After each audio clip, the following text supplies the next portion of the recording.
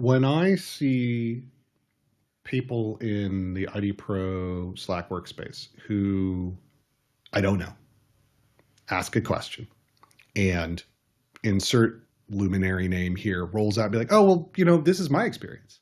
Like that to me is we succeeded, right? At the very least, the organization is helping people connect with peers and learning and giving people opportunities to give back. That's the minimum bar. We're doing a lot more than that. It's doing a lot more than that.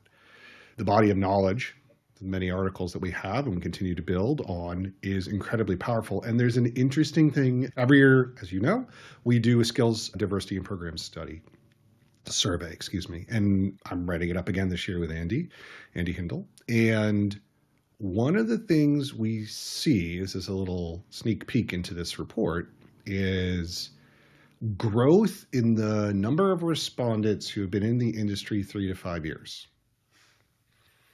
And that's interesting in and of itself. Like, okay, look, people are coming into this and they're sticking with it for some amount of time. But the really interesting thing to me is we also ask what would be useful in your career. Now, peer-to-peer networking is like the number one thing, has been, no big surprise. Right, yeah. But what's interesting is what's happened in the second position. It used to be that vendor neutral training material was the second choice. And then it was mentoring and I think certifications. What we saw this year was that vendor neutral training materials dropped a position and certification moved up into number 2. We double click on that and we say, okay, well, let's look at the cohort that said they've been in 3 to 5 years. And they're the ones that are more interested in certification than almost anyone else. Interesting.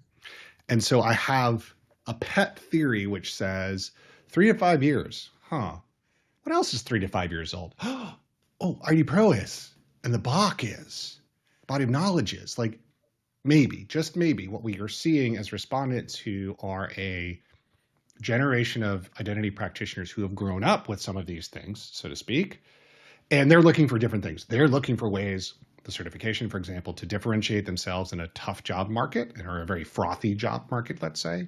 And that's really different than someone who's like, look, I have been, a SiteMinder expert, and I just kind of want to know more about federation as a whole, right? Those are two really different people coming at the problem and space. And so I am incredibly heartened when I see results like that in the skills survey that show the idea of providing that neutral, trusted material may actually be working, and we're actually starting to see real quantitative data to show that.